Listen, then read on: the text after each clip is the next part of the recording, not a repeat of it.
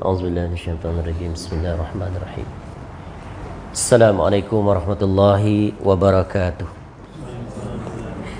Innal hamdalillah nahmaduhu wa nasta'inuhu wa nastaghfiruh wa na'udzu billahi min shururi anfusina wa min sayyiati a'malina. May yahdihillahu fala mudilla lahu wa may yudlil fala hadiya lahu. Asyhadu an la ilaha illallah wahdahu la syarika lah wa asyhadu anna Muhammadan abduhu wa rasuluh. Ya ayyuhalladzina amanu taqullaha haqqa tuqatih wa la tamutunna illa wa antum muslimun.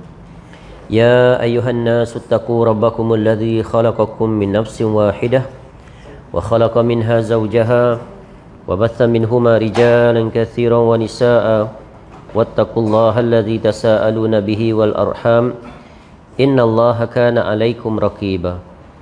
Ya ayyuhalladzina amanu taqullaha wa qulu qawlan sadida yuslih lakum a'malakum wa yaghfir lakum dzunubakum wa may yuti'illaha wa rasulahu faqad faza fawzan 'azima. Amma ba'd. Fa inna asdaqal hadits kitabullah wa khairal hadi hadi Muhammad sallallahu alaihi wasallam wa syarrul umur muhdatsatuha wa kullu muhdatsatin bid'ah wa kullu bid'atin dhalalah wa kullu dhalalatin finnar. Allahumma inna nas'aluka ilman nafi'ah.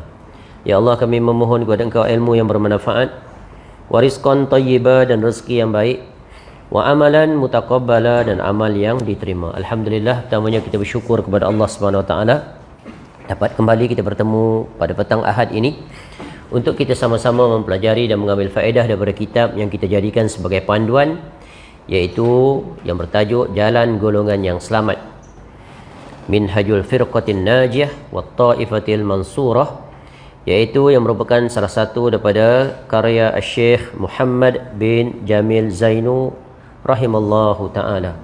Sebuah kitab yang khusus membicarakan pelbagai aspek yang terkait tentang akidah dan lawannya, iaitu syirik, serta terkait tentang manhaj, iaitu jalannya, ciri-cirinya, kriterianya golongan yang selamat, agar dengan itu kita dapat berjalan dengannya.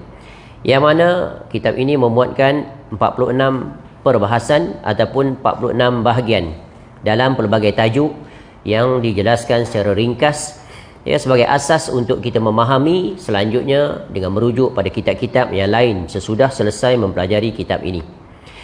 InsyaAllah pada petang ini kita akan meneruskan penjelasan Syekh rahimahullah masih pada bahagian yang ke-25, muka surat 125, iaitu tentang syarat-syarat turunnya pertolongan Allah Ta'ala, syurut tahqiqin nafs, iaitu tentang apakah dia syarat yang perlu ada bagi umat Islam untuk meraih pertolongan daripada Allah Subhanahu Wa Ta'ala. Dan Syekh rahimahullahu ta'ala menyarankan dalam bab ini ada 5 perkara. Telah dijelaskan sebelum ini. Yang pertama adalah period tauhid, iaitu marhalatut tauhid.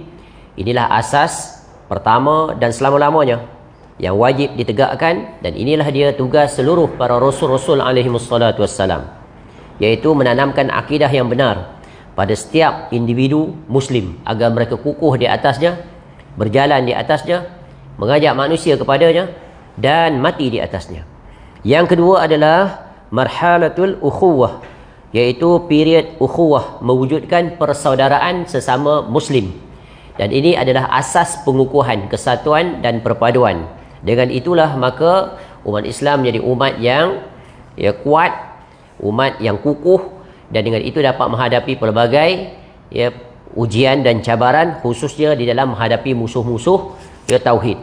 Dan yang ketiganya iaitu marhalah yang dipanggil al-isti'dad, iaitu period persiapan yang perlu diwujudkan. Dan kita akan sambung di poin yang ketiga ini. Betul Muka surat 26. Baik, kata Syekh rahimahullah, di dalam Al-Quranul Karim Allah Subhanahu Wa Ta'ala memerintahkan agar umat Islam bersiap siaga untuk menghadapi musuh-musuh Islam. Allah Ta'ala berfirman di dalam surah Al-Anfal, surah yang ke-8, ayat yang ke-60, A'udzubillahi minasyaitonirrajim. Wa'iddu lahum mastata'tum min quwwah, dan siapkanlah, buat persiapan untuk menghadapi mereka apa saja yang kamu sanggupi. Ya, Rasulullah SAW menafsirkan ayat ini dengan sabdanya, ala innal quwwata ramyu. Ketahuilah, sesungguhnya kekuatan itu adalah, yakni kepandaian melempar, iaitu kemahiran dalam menggunakan persenjataan. Ya, kalau di zaman Nabi SAW persenjataannya ya begitu sederhana sekali, sesuai dengan teknologi pada zaman itu, seperti panah, tombak, lembing, apa lagi, pedang dan seumpamanya. Di zaman sekarang ia tersangat canggih. Ia dilontar daripada jarak jauh dengan peluru yang pelbagai jenis. Ya, itu situasi yang berbeza. Begitu juga kenderaannya sudah berbeza. Kalau di zaman dahulu kuda itulah yang menjadi kenderaan yang paling utama, kena ada kemahiran dalam menunggangnya dan pelbagai lagi. Ya, sambil menunggang, sambil memanah dan seumpamanya. Pada zaman sekarang kemahiran memandu kenderaan-kenderaan yang pelbagai di udara, di daratan, di lautan, ya, dan pelbagai lagi. Ini semuanya adalah kemahiran. Jadi kesimpulannya adalah period persiapan ini yang pertama wajib, iaitu persiapan iman, persiapan tauhid, untuk mengikat hati kita ini agar selama-lamanya bergantung sepenuhnya kepada Allah Ta'ala. Inilah ikatan yang paling kukuh, yang paling kuat, yang hendaknya ada selama-lamanya pada setiap individu Muslim. Apatah lagi apabila mereka terlibat dalam urusan iaitu berjihad. Kemudian iaitu buat persiapan dari sisi kekuatan, persiapan ketenteraan. Ya, melempar, yakni menembak dan mengajarkannya adalah wajib atas setiap Muslim sesuai dengan kemampuannya. Meriam, tank baja. Tank baja tu apa? Kereta kebal. Kereta kebal ni bahasa Indonesia dia panggil tank baja. Kita kalau baja pokok. Ya, jadi ini adalah kereta kebal. Pesawat tempur di udara dan berbagai senjata lainnya, semua memerlukan latihan dan belajar melempar ketika menggunakannya. Belajar menggunakan dia lah, macam mana nak menembak. Ya, tapi ini tentunya di bawah aturan negara. Ya, tak boleh pandai-pandai. Ya, jadi kalau negara, ya, mereka memiliki pasukan yang resmi, pasukan ketenteraan dan pelbagai lagi, dan yang tak resmi dipanggil pasukan beruniform. Kalau di Malaysia ni kita ada berapa jenis. Kalau ketenteraan di universiti dipanggil pelapis atau ROTU, Reserve Officer Training Unit. Di universiti semua ada. Kalau di UiTM dipanggil apa? Kesatria. Ni dulu saya belajar, saya masuk ni. Dia panggil ROTU. Ya, sampai habis belajar. Orang rehat satu ahad, kita kena pergi buka buat. Tapi besar faedahnya. Kemudian yang seiras tapi tak sepenuhnya seperti apa? PLKN dulu ada, bagus. Kalau disusun dan diatur sesuai dengan aturan syariat, besar faedahnya. Melatih setiap orang berdisiplin, memiliki semangat cintakan negara dan agama, dan dilatih dengan kemahiran-kemahiran. Ya, sekurang-kurangnya ada kemahiran. Ya. Sebagaimana di setengah negara dia diwajibkan, seperti di Indonesia pula, di Singapura 2 tahun ke setahun? 2 tahun kan? Bayang macam di Israel. Ni sebab apa? Mereka berada dalam zon tak selesa. Kita zon selesa sangat. Jadi tak payah belajar semuanya. Padahal ia adalah keperluan. Ya, sebab itu para sahabat Nabi SAW pun diajar untuk kemahiran memanah, menunggang kuda dan pelbagai lagi. Kerana itu adalah keperluan bila sampai masanya. Di samping mencerdaskan, ya, mencerdaskan dan mencerdaskan fizikal tubuh badan sihat dengan aktiviti seperti itu. Dan aktiviti itu pula ada tujuan yang mendatangkan kebaikan kepada agama dan negara. Alangkah baiknya jika para siswa, kata Syekh Rahimahullah, ni Syekh tulis di situasi di zamannya, di sekolah-sekolah diajari olahraga melempar atau memanah. Ya, itulah yang boleh. Taklah diajar menembak tu kan. Itu kena masuk pasukan tadi. Ya, polis kadet. Ya, apa-apa saja yang berbentuk pakaian uniform, yang berbentuk ada kemahiran, elok. Ya, di universiti, di sekolah ada semuanya. Pilih yang itu sesuai. Ya, lalu digalakkan lomba untuk jenis olahraga tertentu sehingga anak-anak menjadi siap guna mempertahankan agama dan tempat-tempat suci mereka. Tapi kata Syekh Rahimahullah, sayang sekali anak-anak sekarang lebih suka menghabiskan waktunya dengan bermain bola. Apa-apa jenis sukan lah. Ya, dan penyelenggaraan pertandingan di sana sini. Maknanya apa? Lebih, ya, mereka cenderung kepada hiburan semata-mata, suka-suka yang tiada objektif yang jelas apa nak dicapai, hanya sekadar sebagai bentuk hiburan dari sisi sukan dan pelbagai lagi. Ya, mereka membuka paha yang aurat padahal Islam menyuruh kita agar menutupinya, dan meninggalkan solat padahal Allah Taala menyuruh kita untuk menjaganya. Inilah dia budaya hidup yang dipanggil budaya hidup tak peduli tentang urusan agama. Budaya diarahkan kepada hidup ini hanya untuk bersukaria, berpesta pora. Tu budaya hidup hedonism. Tak kisah apa yang berlaku. Bahkan kalau dibuat survey tanya tentang negara ni dari sisi sejarah dan sebagainya, banyak di antara mereka yang tak mengambil tahu, tak tahu pun. Ya, padahal sejarah itu sangat penting untuk diketahui. Kerana ia akan mencorak ya generasi masa depan. Kerana setiap kita ini memiliki sejarah, dan sejarah itu adalah sangat penting sebagai teladan, pengajaran. Ya, contohnya jatuh bangunnya sebuah negara, kerajaan, empire. Ya, sebabnya sama je. Di sepanjang zaman, jatuh bangunnya sama. Cuma tokoh, orangnya, zamannya saja yang berbeza. Tetapi caranya, modus operandinya sama. Jadi untuk mengelakkan perkara tersebut, maka perlu mengetahui cara-caranya. Ya, jadi perlu dibuat persiapan, terutamanya anak-anak umat Islam ini, yang remaja mereka mesti yang pertamanya, didik mereka di atas agama. Nombor satu, wajib. Ya, sebab itu Nabi SAW menyebutkan apa? Ya, setiap anak itu kullu mauludin, ya, dilahirkan atas fitrah. Ala fitrah, betul kan? Mereka itu. Siapa yang mencorakkan mereka? Kedua orang tuanya. Ya, sama ada nak jadi Yahudi, Nasrani, Majusi, atau menjadi seorang Muslim yang sejati. Jadi mesti jelas silibus untuk mendidik anak-anak. Ya, mencari pasangan, ya, ketika berada dalam kandungan, ketika dilahirkan, ketika dibesarkan, umurnya, sebelum baligh, sesudah baligh, semuanya mesti memiliki ya silibusnya yang jelas. Hala tuju nak bawa anak ke mana. Ya. Sebab itu setiap keluarga mesti memiliki visi yang jelas, and destination where you are heading to must be clear and precise and concise. Macam kita bekerja di organisasi. Betul kan? Dashboard, gambar depan organisasi apa? One framework only, one page only. Vision, mission, strategy, ya, objective to be achieved, and then action plan. Itu ya, vision tu akhir sekali. Dia nak jadi apa? Malaysia menjadi negara maju pada tahun 2020. Jelas tak? Missionnya macam mana nak achieve tu? Secara kasar. Kemudian perinciannya action plan.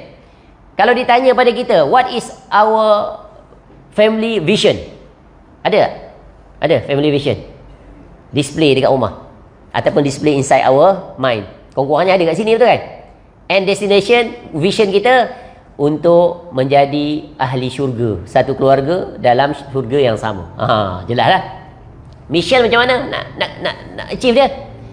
Didik anak-anak di atas ketakwaan, beri mereka pendidikan, ya, dan pelbagai lagi macam-macam senarai.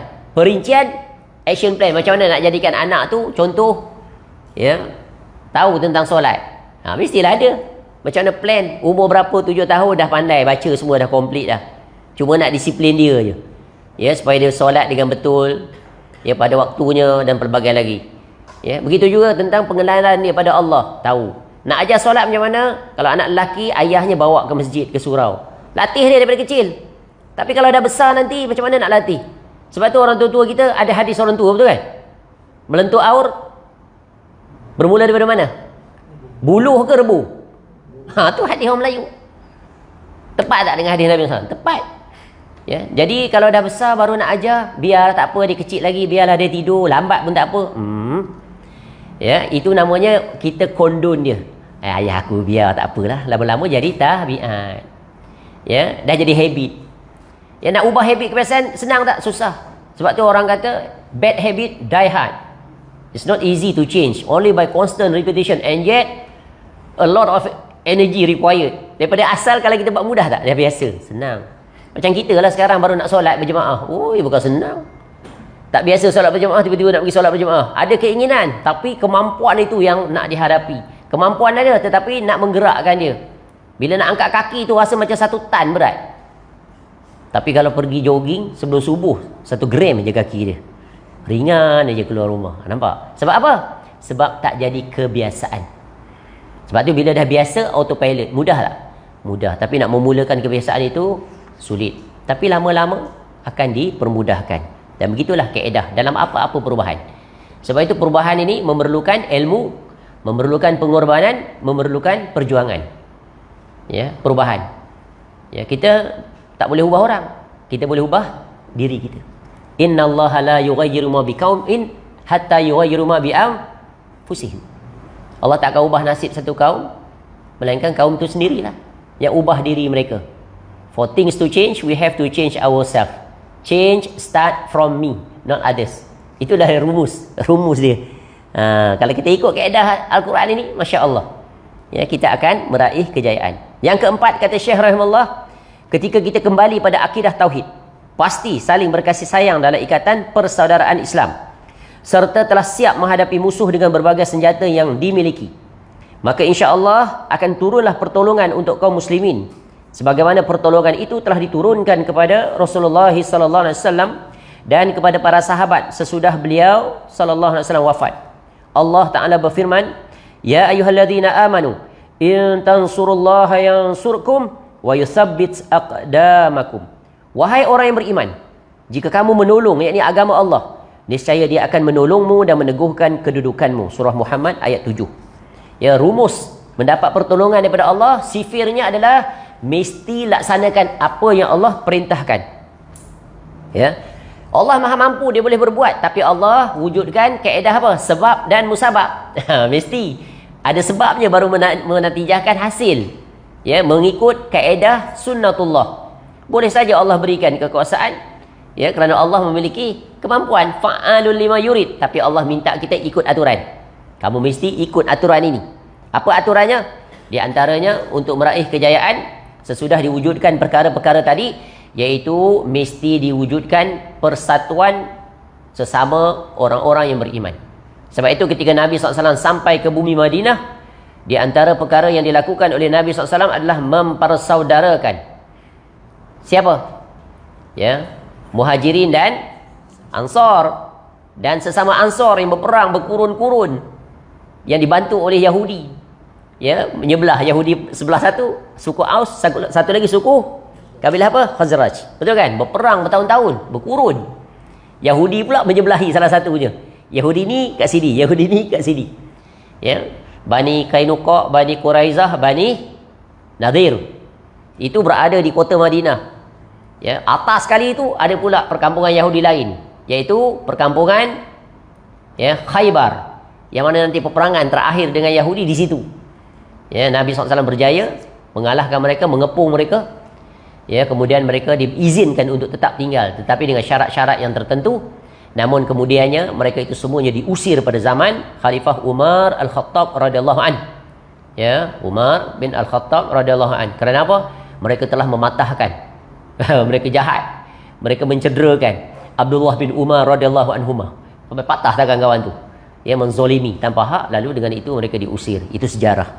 Ya, jadi sejarah Yahudi ni dia tak pernah menepati perjanjian. Dengan Nabi SAW pun bukan tak menepati, bahkan cari jalan. Berapa kali mereka berusaha untuk membunuh Nabi SAW. Betul kan? Dia racun Nabi SAW, ya, dengan menghantar makanan. Ya, diracun menerusi makanan. Kita Islam dilarang meracun siapa pun. Hatta sampai ke kemuncaknya dalam peperangan pun tak boleh meracuni musuh, betul kan?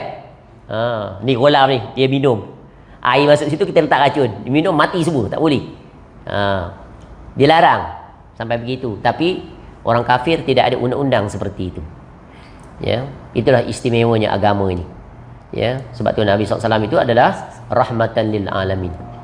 Ya, bukan rahmat untuk manusia, tak. Rahmat seluruh alam. Ya, apa makna alam? Apa makna alam? Betul. Selain daripada Allah Ta'ala, alam. Jadi mana Nabi SAW rahmat untuk seluruh, ya, para malaikat yang berada di langit dan seluruhnya rahmat. Ya. Jadi Nabi SAW Rasul yang paling memperincikan tentang biografi para malaikat. Mana ada Rasul sebelum tu yang memperincikan sampai teliti sekali. Siapa malaikat yang memikul arash, bersama mana dia, saiz dia. Ya, dan pelbagai lagi malaikat yang ada dengan kita, berapa bilangannya, apa fungsinya, sampai tahap tu. Sampai syaitan, iblis tu pun diperincikan tentang diri mereka itu. Dan seterusnya. Baik, kembali. Jadi, ya, berkasih sayang ya, dipertautkan, dipersaudarakan di antara Muhajirin dan Ansar. Semisal yang pernah kita sebut Abdurrahman bin Auf radhiyallahu an dipersaudarakan dengan siapa? Sa'ad bin Ar-Rabi' radhiyallahu an. Dua-dua tokoh korporat. Ahli perniagaan hebat. Satu di bumi Mekah, satu asal bumi Madinah. Yang mana Sa'ad bin Ar-Rabi' ini radhiyallahu an, dia mati syahid pada peperangan Uhud. Ya, menakjubkan kisah-kisah para sahabat Nabi sallallahu alaihi wasallam, terutamanya pada peperangan Uhud. Termasuk yang pernah kita sebut sebelum ini, iaitu Mus'ab bin Umair radhiyallahu an. Termasuk kisah yang sangat menakjubkan tentang Hanzalah radhiyallahu an, sehingga dia dimandikan, jenazahnya yang mulia mati syahid, oleh para malaikat. Bayang, Nabi SAW melihat malaikat datang memandikannya. Lalu Nabi SAW utuskan sahabat tanya pada isterinya, bagaimana dia mendapat keistimewaan yang sangat istimewa ini? Sebab apa? Sebab apa dia dimandikan oleh para malaikat? Dia tak mandi junub. Baru berjunub tak sempat nak mandi, dipanggil untuk berjihad, segera pergi. Kita tunggulah, nanti dululah, engkau pergi dululah, tak apalah, nantilah. Kita banyak alasan. Para sahabat tak seperti itu. Ya, sebab itu mereka diberikan gelaran orang beriman. Ayat-ayat yang tentang ya ayyuhallazina amanu ni, khitabnya pada siapa? Tujuan dia dituju pada siapa ni? Asal ayat ni pada para sahabat. Betul kan? Mereka orang beriman. Jadi istimewa. Apa makna orang beriman dalam bahasa kampung? Dengar kata, mudah berbuat, tak banyak songeng. Tu istilah dia. Kita macam tu tak? Kita macam tu tak? Baca berkali-kali ya ayyuhallazina amanu.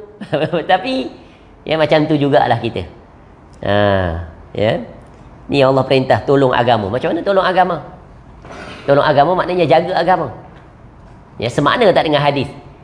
Ya, iaitu ya gulam, inni uallimuka kalimat ihfazillaha yahfazka, ihfazillaha tajidhu tujahaka, iza sa'alta fas'alillah, wa iza sta'anta fasta'in billah, ila akhir ayat.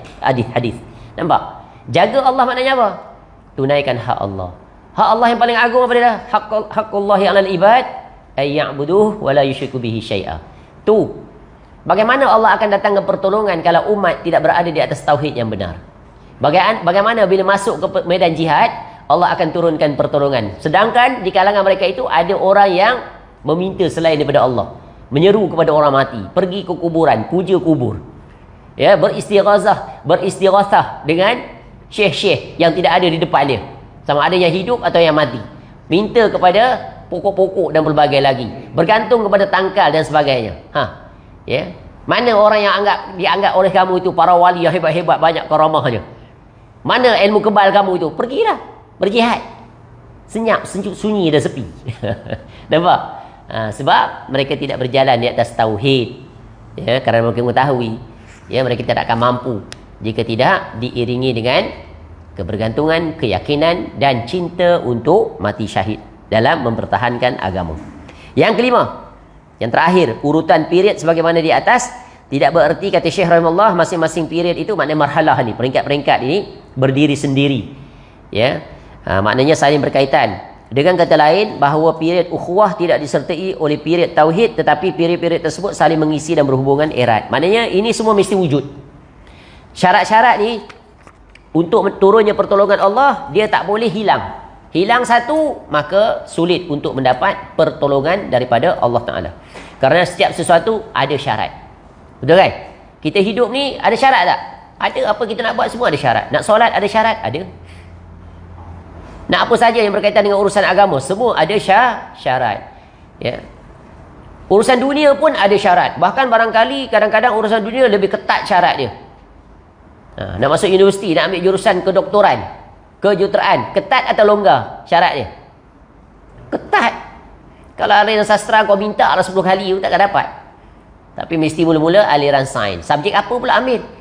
Nak jadi doktor, ya, tak ambil biologi, ambil chemistry je, ambil fizik, sulit dah, out dah. Begitulah. Ya, minta kerja pun banyak syarat.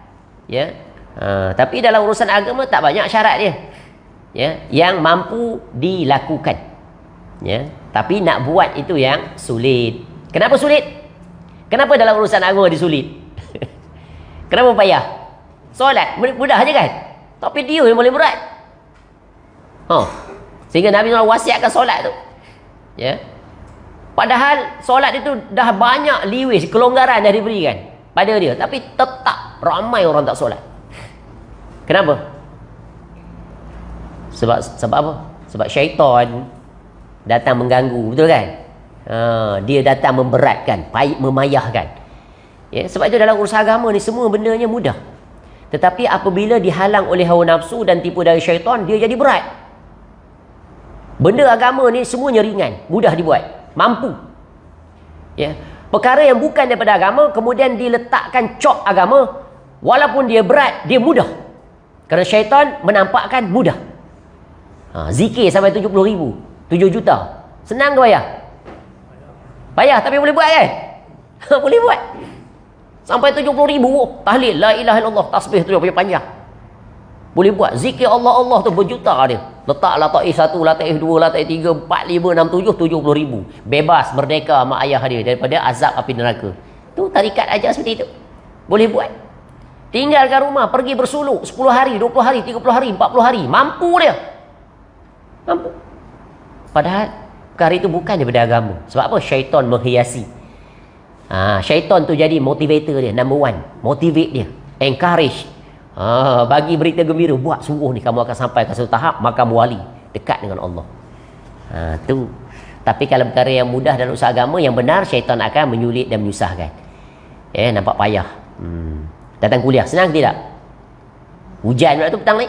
Alamat tak ada orang dah kuliah. Ramai pula. Tu. Itulah daripada Allah Ta'ala, bersyukur. Ya? Allah bagi kekuatan pada kita. Sebab tu kita hendaknya sentiasa bergantung kepada Allah. Baik, selesai. Secara ringkas. Ini blueprint dia secara ringkas. Perinciannya tentunya ada perincian-perincian. Baik, bahagian 26. Dia berkaitan dengan bab ni. Syekh rahimahullah mendetailkan lagi. Bagi further explanation. Bahagian 26 iaitu tentang pertolongan Allah kepada umat Islam. Allah jamin, Allah pasti akan bagi pertolongan.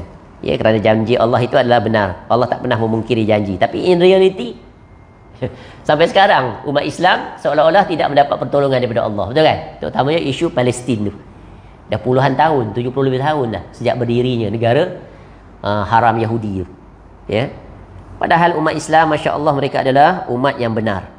Agama mereka adalah agama yang diredai di sisi Allah Ta'ala. Inna dina indallahil Islam. Tapi kenapa umat Islam dizolimi, nyawa mereka tiada harga, di mana negara mereka minoriti, mereka diseksa, tidak diberi hak mereka, sama ada dari segi pemakaian, dari segi untuk beribadah dan berbagai lagi. Bahkan ada mereka dimurtadkan dan berbagai lagi. Kenapa jadi demikian? Padahal umat Islam pada hari ini, mereka adalah umat yang ramai. Mereka dikurniakan oleh Allah Ta'ala dengan kekayaan yang melimpah ruah. Himpunannya ada 2 bilion. Bayang banyak. Tengok Indonesia saja, negara yang paling ramai umat Islam, betul kan? Dekat 300 juta. Pulau dia saja punya banyak. Berapa pulau dia? Nearly lebih kurang 17,000. Kita pulau Malaysia boleh bilang. Pantai Barat ada berapa? Pulau Langkawi, Pulau Pangku, boleh nampak tu. Pantai Timur, Pulau Tioman, Pulau Berhentian, Pulau Kapas, Pulau Wih. Pulau Tioman. Dah nampak? Indonesia, Masya Allah, 17,000 pulau. And yet most of it green field lagi tu. Naik flight tengok bawah punya greennya, banyaknya duit. Betul kan? Banyak duit tu, balak banyak, hijau semua. Belum terbang lagi. Bagi pembalak lah. Kalau kita bukan pembalak, kita tak nampak duit. Kalau lawa cantik, banyak ikan, banyak flora dan fauna. Itulah berbeza tengok. Berbeza orang melihat, berbeza natijahnya. Baik, kembali. Pertolongan Allah kepada umat Islam. Allah Ta'ala berfirman, wa kana haqqan 'alaina nasrul mu'minin. Tajuk pun sama kat sini. Dan kami selalu berkewajipan menolong orang-orang yang beriman. Surah Ar-Rum ayat 47. Ayat Al-Quran ini menjelaskan bahawa Allah Ta'ala menjanjikan pertolongan bagi orang-orang yang beriman atas musuh-musuhnya. Ini adalah satu janji yang tidak mungkin diingkari. Tapi persoalannya bila kita akan diberikan pertolongan. Dalam keadaan sekarang, seluruh umat Islam berdoa agar Allah turunkan pertolongan untuk saudara seakidah kita di Palestin. Betul kan? Tapi setiap hari mereka tu dibom dan pelbagai hancur negara. Tak lama lagi jadi padang jarak, padang terkubur. Ya, sampai hospital pun dibom. Hancur. Tu orang kafir, dia mana ada undang-undang. Islam, Masya Allah. Ya, tawanan perang tak boleh disakiti, tak boleh diseksa. Ya, tak boleh dilakukan kekejaman. Ya, wanita dan pelbagai lagi. Dijaga harga diri mereka, selamat mereka kalau menjadi tawanan. Sebab kita tahu agama melarang perzinaan, betul kan? Tu. Tapi kalau mereka, ya Allah, apa yang mereka tak buat? Ya, kita telah melihat sejarah masa lampau bagaimana Mongol itu datang, ya, menghancurkan bumi Baghdad. Ya, jutaan umat manusia, ya, mati. Yang kecil, yang besar, yang tua, yang muda. Ya, bahkan raja-raja mereka juga, ya, dibunuh dengan sadis. Tengok. Ya, sampai Ibnu Asyakir mengatakan tidak pernah berlaku betapa brutalnya pembunuhan di dalam sebelum dan sesudah, dia kata, melainkan yang berlaku oleh Mongol ini.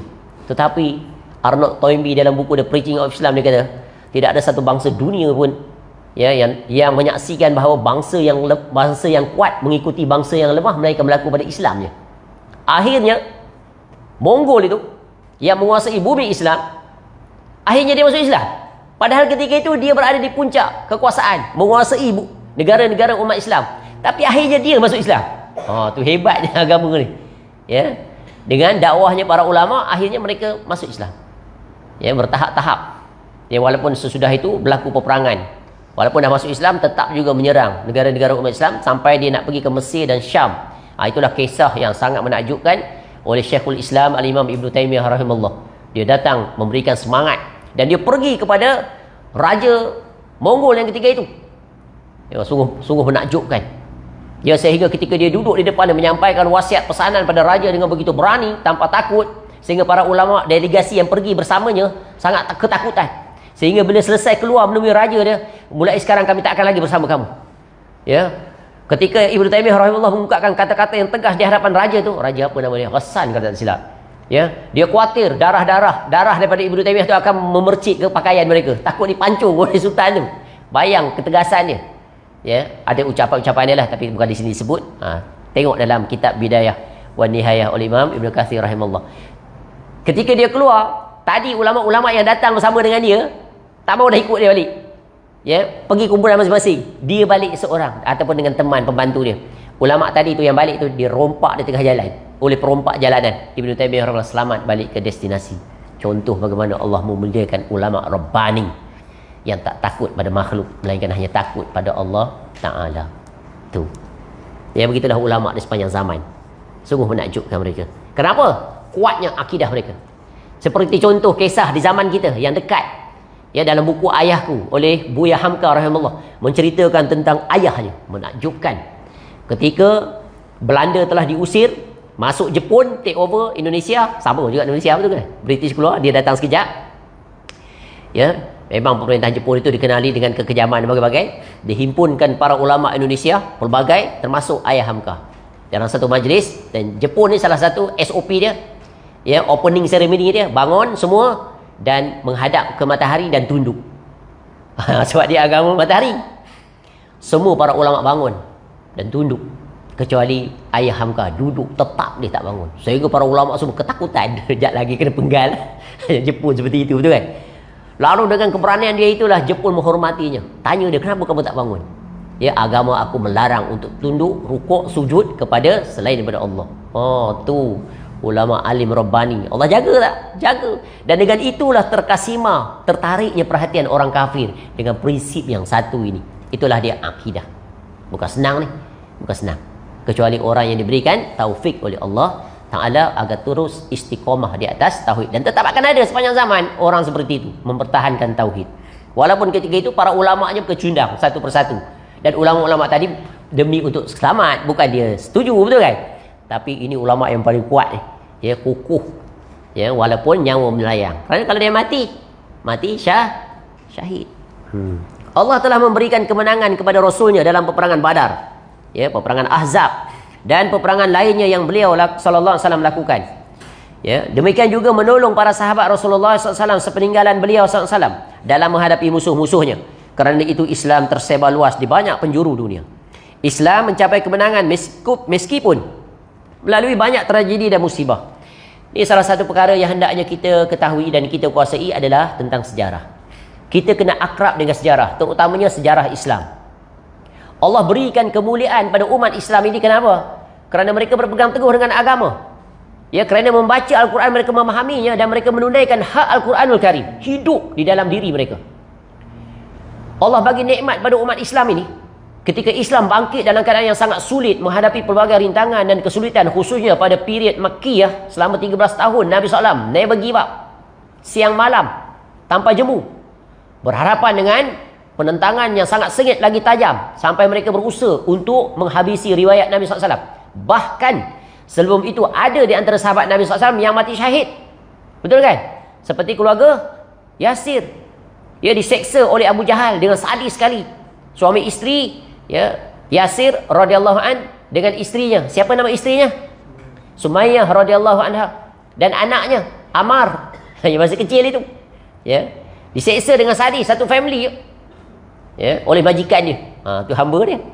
Sehingga Nabi SAW datang melihat, lalu dan melihat. Tapi disebabkan perintah ketika itu marhalah Makkiyah tak boleh nak lawan balas. Allah tak bagi lagi. Peringkat marhalah Makkiyah 13 tahun, be patient to create high resilience. To withstand future yang akan datang lagi cabaran lebih besar. Tu jihad, nak lepaskan nyawa. Sabar, be patient. Ya. Sehingga Nabi SAW ucapkan kepada keluarga ini, sabran ala Yasir inna mau'idukumul jannah. Bersabarlah wahai keluarga Yasir, janji untuk kamu syurga. Para sahabat protes tak?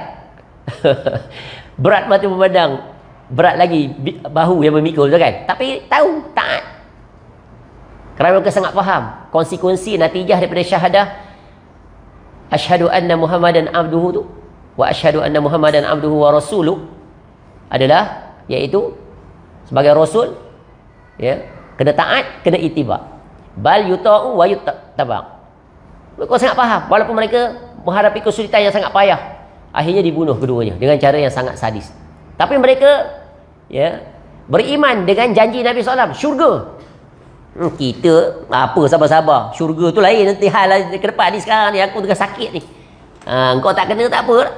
Kita, ya, padahal para sahabat tengok apa yang mereka tak hadapi, seperti Bilal radhiyallahu an. Kita sebut tentang Mus'ab bin Umair, anak kaya, anak orang kaya, sangat special, sanggup tinggalkan semuanya. Demi apa? Demi agama. Tu. Jadi tak heran Allah berikan ke mereka kemuliaan, sebab terpenuhi syarat pada mereka. Dan syarat itu tak usah jauh-jauh, Quran menyatakan untuk meraih kemenangan, kemuliaan, diberikan kepimpinan atas muka bumi ini terhadap umat lain. Terang dan jelas Allah sebut dalam surah An-Nur ayat 55. Wa'adallahu alladhina amanu minkum walladhina amanu, dan seterusnya lah. Ya, baca ayat tu. Ada 4 atau 5 syarat di situ. Jadi kalau kita nak letakkan syarat ni daripada hari ini, orang umat Islam yang berjuang, banyaknya syarat tak terpenuhi. Mulai yang pertama lagi tak penuh lah. Iaitu apa? Ya, mentauhidkan Allah, beriman dan beramal soleh. Macam mana nak diterima amal soleh kalau tak terpenuhi syarat? Betul kan? Amal soleh ada berapa syarat? 2. Seorang Muslim bila dia melakukan amal dan dia nak disebahkan kepada amal soleh, mesti ada 2. Satu, ikhlas lillahi ta'ala. Ini tak ada masalah. Ya, yang kedua tu, iaitu ittiba'ur rasul. Ya, ikut Nabi SAW buat, kita buat. Caranya pun cara seperti Nabi SAW. Nabi SAW tak buat, tak ada perintah, tak ada suruhan, tak ada tegahan, maka jangan memandai buat. Sebab tu bila kita belajar tentang sunnah, kita kena faham apa makna sunnah. Kita faham yang ni, kita tahu nak letak dia. Oh, masyarakat buat ni, ini bukan sunnah. Ya. Para ulama dalam ulama usul, dia membahagikan sunnah tu pada 5. Yang pertama, sunnah qauliyah, ucapan. Ya, seperti baca Quran, berzikir, macam-macam lah. Yang kedua adalah sunnah fi'liyah, perbuatan, movement, action. Keluar rumah kaki kiri, kaki kanan, masuk tandas, atau itu kan pergerakan. Ataupun solat, pergerakannya dan pelbagai lagi. Itu adalah fi'liyah. Ya, yang ketiga, ya, iaitu sunnah dipanggil sunnah takririyah. Para sahabat buat, Nabi SAW lihat, atau dikhabarkan pada Nabi SAW. Sama ada Nabi SAW approve, ya, approve atau diam atau senyum, ada syarat dia. Dan ada juga yang dibuat oleh para sahabat yang Nabi SAW tak endorse, tak approve, betul kan? Tu Contoh 3 sahabat datang tu nak beramal tu. Tu Nabi tak pernah kan. Ada yang nak berpuasa terus dan pelbagai lagi. Ada berapa perkara? Yang keberapa? Yang keempat Yang keempat, sunnah dipanggil sunnah tarkiyah. Sesuatu yang ditinggalkan oleh Nabi SAW. Nabi tak berbuat. Dan tidak ada faktor yang menghalang dan tidak ada faktor yang mendorong. Contoh, azan. Azan untuk solat Idul Fitri, Idul Adha. Ada halangan tak? Tak ada kan? Boleh je azan sebab sama dengan solat lain. Tak ada. Ada perintah? Tak ada. Ya, maka barang siapa yang berbuat, maka bid'ah. Maka barang siapa yang meninggalkannya, maka itu adalah sunnah. Boleh faham? Ni ahlul bid'ah selalu datang hak ni. Dia kata tak semestinya Nabi SAW tak buat, kita tak boleh buat. Datang ke alasan Nabi SAW sibuk lah pada waktu, tak sempat nak buat yang lain. Pandai dia. Ya, alasan akal dia, hawa nafsu. Yang kelima dipanggil sunnah hammiyah. Nabi SAW bercadang untuk berbuat, tapi tak sempat berbuat, didahului oleh kewafatan Nabi SAW. Apa dia contoh? Puasa hari ke-9, ke-10. Puasa apa tu? Pada puasa hari Arafah kan? 9, Nabi tak sempat. Dia kata nak menyelisihi Yahudi. Sebab dia khabar Yahudi pun puasa macam tu. Okey, tahun depan kita selisih dia. Sebab Nabi SAW apa saja yang Yahudi buat atas nama ibadah, Nabi SAW akan selisihi. Ya, nak beza. Baik, kembali. Jadi sejarah Islam ni kita kena belajar, kena tahu. Ya, bagaimana, apa, sebab apa? Daripada situ kita tahu sebab apa umat terdahulu Allah berikan kemuliaan. Umat Islam ni Allah berikan kepimpinan dunia ke atas seluruh penduduk dunia ni selama berapa lama? 14 abad. Lama. Sejak daripada Nabi SAW, Khulafa Ar-Rashidin, sampai kejatuhan Turki Uthmaniyah pada tahun 1924. Turki Uthmaniyah dekat lagi dengan kita, betul kan? 1924. Sekarang baru 2020. Tolak cuba, tolong tolak. 20 tolak 1924. Berapa tempoh baru Barat mendepani dunia sekarang, menguasai dunia? Berapa? 23 kita 2023 tolak 1924. Baru berapa tahun? Sampai 100 tak? 100? 109? Tak sampai 100 pun. Ya, tak sampai 100. 100 tahun baru satu kurun, betul kan? Satu kurun ke satu abad? Abad kurun sama? Confused. Tak kira lah tu kurun 100 tahun. Ya, 100 tahun baru. Ya. Tengok betapa sejarah. Apa resepi kejayaan dia? Resepi kejayaannya dinyatakan oleh Umar radhiyallahu an. Ketika dia dijemput datang untuk mengambil kunci memasuki kota Baitul Maqdis. Dah ditawan dah. Tapi kunci yang dipegang oleh rabai ke padri yang pegang baju kota Jerusalem tu, Baitul Maqdis tu. Nak buka sebab nak mengambil penghormatan, dia minta khalifah yang datang. Sebab Umar radhiyallahu an tidak pergi berperang. Dia bagi arahan je. Dia datang dalam keadaan yang penuh tawaduk, zuhud seorang khalifah. Datang berdua naik kenderaan gili-gili sampai. Nampak? Tengok pemimpin, masya-Allah, Umar radhiyallahu an, Amirul Mukminin. Ya, dan dia mengungkapkan satu ucapan yang sangat agung. Ditulis di atas tinta emas. Apa kata Umar radhiyallahu an? Nahnu qaumun azzanallahu bil Islam. Famahma ibtaghainal izzata kita ni adalah satu umat yang dimuliakan. Azanallah dengan apa? Islam. Islam apa ni? Ya, nama Islam kat penalan? Tak. Islam yang sejati, yang berjalan di atas aturan, ajaran dan hukum yang telah ditetapkan oleh Allah dan telah dilaksanakan oleh Nabi SAW dan diperintahkan untuk kita berjalan dengannya. Maknanya apa? Islam copy paste. Bukan copy edit, bukan copy add, bukan copy modify, bukan copy minus or delete. No. Seperti itu. Ya, kalau Nabi SAW solat seperti itu, itulah kita solat. Kalau Nabi SAW berzikir, seperti itulah kita berzikir. Kalau Nabi SAW mengajar berselawat bagaimana ke atasnya, seperti itulah kita berselawat. Tak akan ganti ya. Tapi apa yang berlaku sekarang? Kita modify, betul kan? Kita replace, kita tukar, kita ganti. Tak puas hati. Macam-macam yang dibuat. Bagaimana Allah akan berikan kemuliaan? Ya, Umar radhiyallahu an seorang sahabat yang sangat tegar di atas sunnah. Tegar, kukuh dia. Ya. Kalau tak silap ada satu hadis. Salah seorang anaknya melarang isterinya pergi ke masjid untuk solat berjemaah. Lalu diketahui, lalu dia menegur anaknya. Sebab ada alasan. Ya, barangkali untuk tutup pintu fitnah bagai betul kan? Tapi kalau tidak ada fitnah, boleh diizinkan untuk solat berjamaah. Lalu dibacakan hadis. Lalu sejak itu dia tak bertegur dengan anak dia. Sebab apa? Khilafus sunnah. Bayang betapa kukuhnya di atas sunnah. Ya, tapi orang pada hari ini menggantikan sunnah dengan pelbagai alasan. Apa salahnya? Apa salahnya? Kan bagus. Ni tok guru buat. Ahli agama buat. Ya, PU buat. Selebriti tu buat. Dia bukan sandar pada Nabi SAW. Tengok, orang-orang seperti ini, dia tak akan sandar pada Nabi SAW. Itulah bukti kebatilan dia. Dia tak akan berani, dah Allah tutup ni. Allah kunci mulut dia daripada menyandarkan pada Nabi SAW. Dia tak akan berani kata ini sunnah. Yang dia berani, dia kata apa? Ini bid'ah hasanah. Jadi dia bukan ahli sunnah, dia adalah ahli bid'ah hasanah. Patut nama dia seperti itu kan? Tapi dia tetap nak pakai nama ahli sunnah wal jamaah. Padahal dia ahli apa ni? Al-bidah hasanah wal furqah. Pecah belah. Sebab dia keluar daripada aturan, dia pasti akan memecah belah. Tapi dia mengaku dialah berada di pihak yang benar. Itulah keajaiban zaman. Ya. Jadi kata Umar radhiyallahu an, barang siapa ya yang berpegang teguh dengan Islam, ya, dan dia tak ganti dengan Islam itu.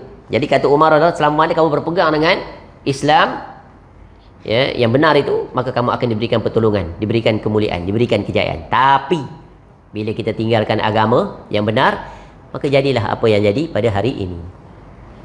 Seolah umat Islam ni berada dalam situasi tak tentu arah, haywire. Buat solution ni tak selesai masalah, buat selesai tak selesai masalah. Ya, macam isu di Palestin, betul kan? Kalau ikut keadaan agamanya, ya, maka akan kembali. Tapi kita dah tahu aturan. Tanda-tanda kiamat itu adalah di situ tanda-tandanya. Akan menuju nanti bila datang Al-Mahdi itu. Ya, dialah yang akan membalikan kepada jalan khilafah nubuwah. Sebab dalam hadis sebut, roda Islam itu akan beredar pada 5 period. Pertama, di atas manhaj nubuwah. Kemudian atas manhaj khalifah ar-rasyidin, berjalan di atas manhaj nubuwah. Kemudian datang sultan-sultan yang zalim. Kemudian datang pemimpin-pemimpin yang diktator. Kemudian akan datang kembali zaman yang berjalan di atas zaman nubuwah. Para ulama kata kita berada pada level yang keempat ni. Ya, kezaliman pemimpin berlaku di merata-rata. Betul atau tidak? Apa bukti pemimpin-pemimpin umat Islam ni dia zalim?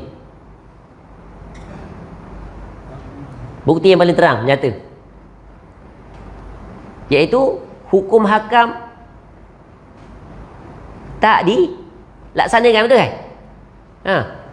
Konun syariah konun jinayah syariah itu tak dilaksanakan. Ganti dengan hukum apa? Hukum yang datang daripada barat tu kan? Daripada penjajah, Lord Reed kalau Malaysia. Lord Reed, undang-undang tu. Undang-undang sekular, betul kan? Kalau berzina sebab berkali denda. Tapi kalau surah An-Nur kata apa? Sama ada disebat 100 kali atau direjam sampai mati. Berdasarkan kes, betul kan? Jadi macam mana Allah nak turunkan pertolongan? Kena ingkar perintah Allah. Dan inilah zamannya. Tu. Tapi ada aturan lebih terperinci lah. Tapi memang, ya. Sebab tu dalam Quran sebut, wa man lam yahkum bima anzalallah fa ulaika humuz zalimun. Salah satu, betul kan? Kafirun, zalimun dan fasikun. Zalim. Apa makna zalim? Meletakkan sesuatu bukan pada tempatnya. Baik, kembali. Dalam suku kita berhenti kan? Seterusnya kata Syekh rahimahullah, kesudahan yang baik pada akhirnya memang milik orang-orang yang benar-benar percaya pada Allah, iaitu mereka yang beriman kepadanya, mengesakannya di dalam beribadah dan berdoa, baik di waktu sempit maupun lapang. Ya. Berdoa. Betapa banyak orang yang berdoa tetapi berdoa kepada selain Allah, menyeru kepada makhluk. Banyak. Ya. Minta pada orang mati, minta pada rijalul ghaib, sebut nama syekh itu, syekh ini. Ya. Yang kita pelik, agama ini dia sangat sederhana, sangat mudah.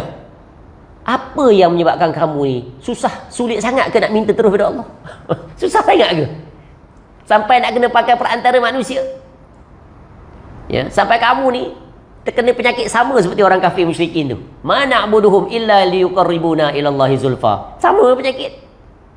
Apa yang payah kita angkat minta pada Allah? Kenapa nak perlu kata wahai syekh sekian-sekian, wahai fulan sekian-sekian, sampai sanggup pergi ke kuburan tu jauh. Ya, far distance pergi sampai ke Sunan Ampel tu. Ya, Sunan Ampel tu. Salah seorang wali songo pergi situ. 24 jam tali arus pergi ke kuburan. Macam-macam dia buat. Minta itu, minta ini. Kenapa tak boleh minta pada Allah? Selalu dah kita sebut, orang mati berhajat pada orang hidup. Orang hidup tak berhajat pada orang mati. Betul? Tapi terbalik. Dia pergi jumpa orang mati. Padahal orang mati tu sangat berhajat pada orang hidup. Dari sisi apa? Doa untuknya. Betul kan? Sedekah jariah, ilmu yang tafa'u bih. Wah tu. Ya, doa anak yang soleh. Itu yang dia sangat berhajat. Tapi kita terbalik. Inilah rosaknya akal. Akal bila rosak dia tak berfungsi. Sebab tu akal ini mesti berjalan di bawah bimbingan nakal, iaitu wahyu. Sebab tu kalau kita akrab dengan wahyu, akal kita akan berfungsi. Ya, pada tahap paling maksimal. Tapi kalau dah akal itu letak atas pada wahyu, tu yang datang akalan-akalan tu. Apa salahnya? Boleh pak, dia orang dekat pada Allah, dia lebih kenal pada Allah. Kita kalau guna akal pun boleh bantah. Adakah orang yang kamu minta pertolongan tu, yang kamu anggap syekh sekian-sekian tu, dia dijamin ahli syurga atau tidak? Boleh kata ke wali tu ahli syurga? Tak boleh kan? Sealim apa pun dia, tak akan boleh. Sebab kita tidak mengetahui, ya, batin dia.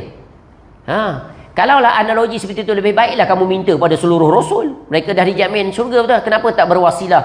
Ya, bertawasul kepada Nabi Nuh AS. Dia yang paling patut tu. Sebab dia nombor satu rasul.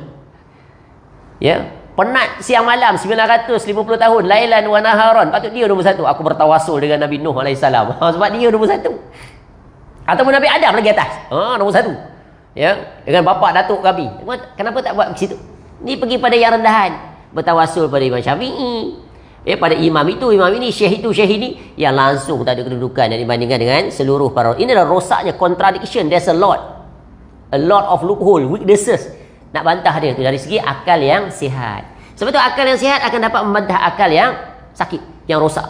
Apatah lagi kalau ya didatangkan dalil Quran dan hadis, ya tak akan dapat mereka bantah. Tapi apabila nafsu menguasainya, maka bahayanya dari sisi agama ni bila datang apa? Datang syubhat. Syubhat dalam agama ni yang paling rumit, yang paling payah, yang banyak manusia jatuh ke dalamnya. Kalau dalam urusan dunia datang, iaitu fitnah, syahwat. Dua ni yang membinasa. Tapi di antara syahwat dengan syubhat, syubhat paling berbahaya. Sebab dia berkaitan dengan agama. Baik, seterusnya. Renungkanlah bagaimana Al-Quran mengisahkan keadaan orang-orang beriman ketika peperangan Badar. Peperangan Badar ni peperangan yang pertama. Ya, peperangan yang pertama yang berlaku. Ya, semua kita makruf lah, tak payah cerita lah perang Badar ni. Cuma nak tanya, dia berlaku pada tahun keberapa hijrah? Perang Badar tahun berapa? Tahun pertama, tahun kedua, tahun ketiga, tahun keempat, tahun kelima? Tahun kedua tahun kedua hijrah. Kita tahulah sebab dia peperangan tu, bagaimana ya gambaran peperangan Badar itu. Tentera yang sedikit berjaya mengalahkan tentera yang banyak. Dan memang begitulah rumusnya. Dalam seluruh peperangan-peperangan Nabi SAW, dimulai dengan peperangan Badar, ya, cuma satu peperangan saja, yang mana ketika itu mereka diberikan pengajaran yang sangat besar oleh Allah Ta'ala. Peperangan Hunain, betul kan? Takjub, ramai bilangan. Berapa ramai sekali ni pergi perang? 12,000. Tapi tentera musuh selama-lamanya lebih banyak. Tapi sebab sekali ni paling banyak, ya rasa menang lah kali ni kita. Dulu perang Badar kita 300 ya boleh menang. Ini besar ni. Ya, 12,000 bukan sikit. Ya, dah sophisticated dah pasukan ni. Tapi tentera yang dihadapi lawannya 2 kali ganda daripada tu. Ya, kalah di awalnya. Sama dengan peperangan Uhud. Tengok pelajaran berguna dalam peperangan-peperangan ni. Ketika orang soleh berada bersama mereka, walaupun orang soleh itu setinggi-tinggi kesolehan Nabi SAW, tetap kalah. Sebab apa? Langgar perintah Allah. Bukan banyak pun dia langgar, satu je. Dua-dua peperangan ni satu je langgar dia. Dia langgar, betul kan? Nabi SAW pesan, wahai para pemanah atas bukit Uhud, ada berapa orang? 50. Bila kamu lihat kekalahan atau kemenangan, kamu stay. Jangan bergerak, jangan turun. Walau apa pun yang terjadi. Jangan turun saja. Tapi apa yang berlaku? Turun, betul kan? Terkasima, banyaknya wadimah. Tak sabar. Ya memang hak pun sekejap lagi dibahagi, betul kan? Wadimah tu. Tapi Nabi SAW pesan dah, jangan turun. Turun. Apa akibat? Sehingga Nabi SAW nyaris wafat, dibunuh.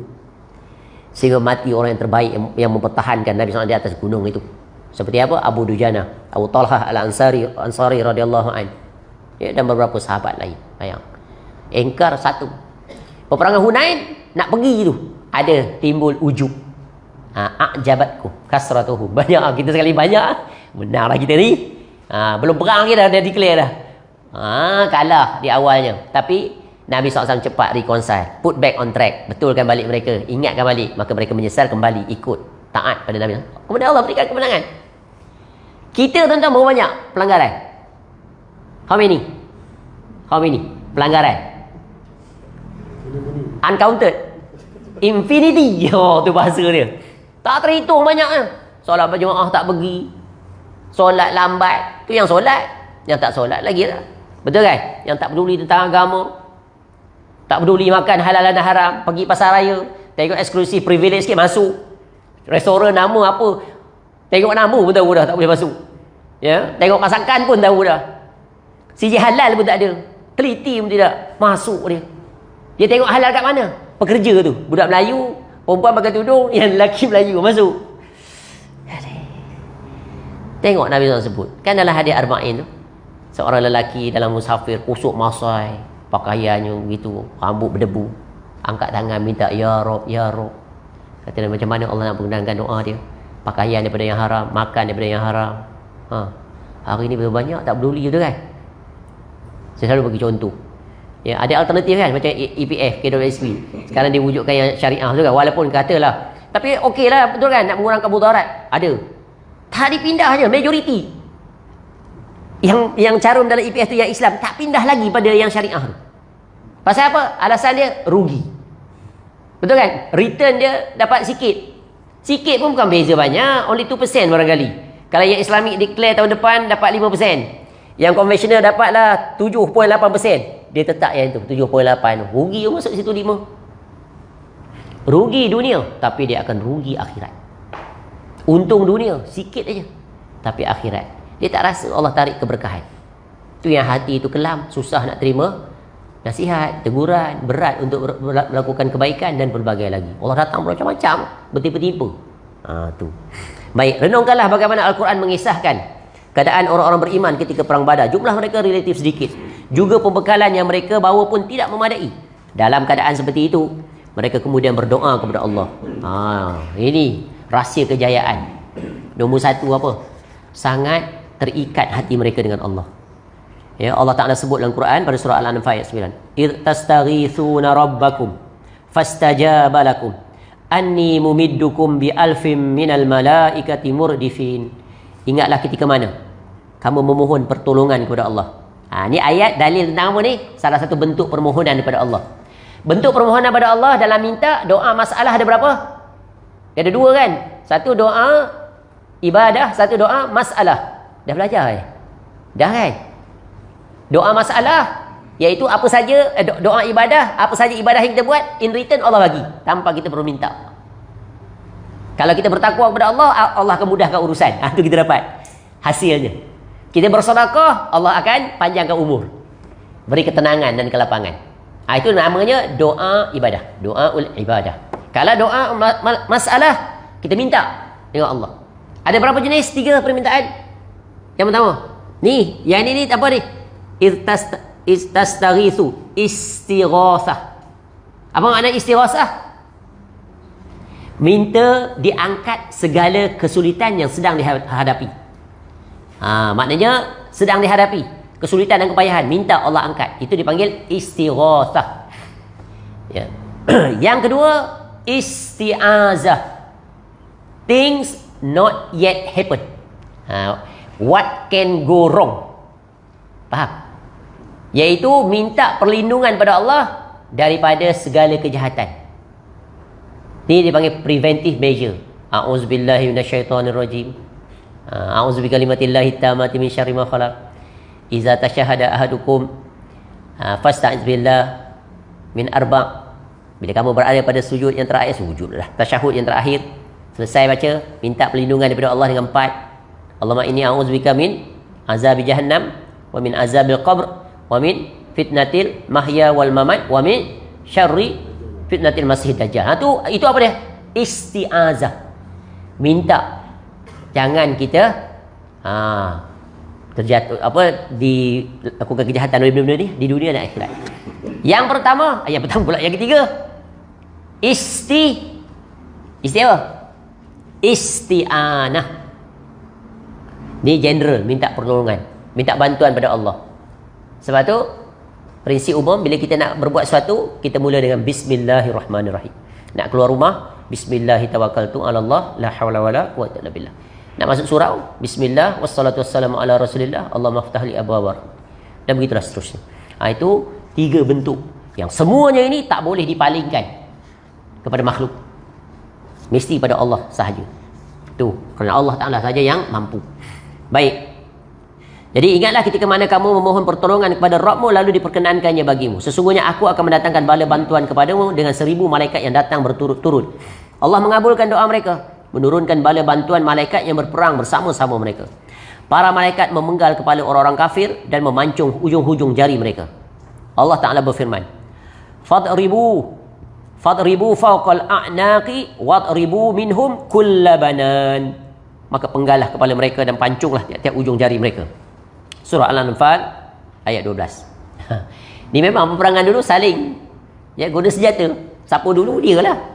Kalau orang kafir dulu dia yang akan memenggal leher atau tangan tu kan. Jadi ini bukan bahasa barbarian ni. Bukan bahasa zalim kejam, bukan. Memang metodologi peperangan ketika itu. Di zaman sekarang lebih zalim. Betul kan? Lebih zalim. Bila senjata yang digugurkan tak mati tapi cacat selama-lamanya. Bayang. Bom fosforus tu. Tengok. Anak-anak Palestin tu putih habis badan. Hilang mata, hilang muka. Ya Allah. Hidup bagaimana? Masa depan. Cacat. Betul kan? Terus seksa hidup. Kalau kita bahasa kita, baiklah mati lebih baik. Betul kan?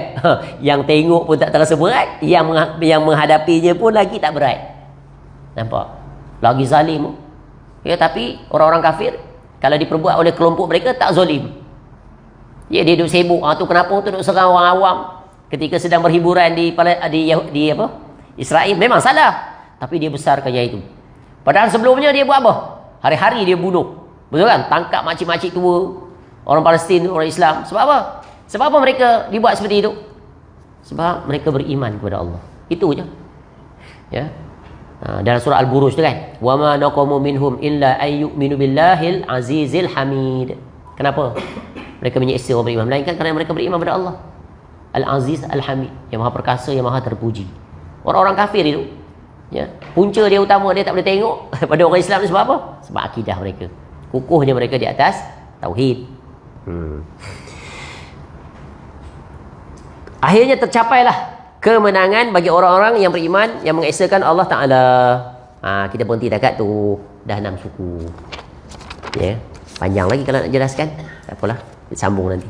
Jadi Syekh rahimahullah memberikan kepada kita peringatan tentang bagaimana umat Islam akan diberikan pertolongan, tentunya apabila pada mereka telah terwujud syarat-syarat. Jadi tidak ada jalan lain untuk kita mendapat pertolongan Allah melainkan kita wujudkan syarat-syarat ini. Dan tentunya untuk mewujudkan syarat-syarat ini perlukan tindakan bagi setiap daripada kita. Kitalah yang memulakan dari diri kita, ahli keluarga kita. Kemudian akan merebak, membesar, dan perubahan ini pintu pertama dia adalah menerusi ilmu.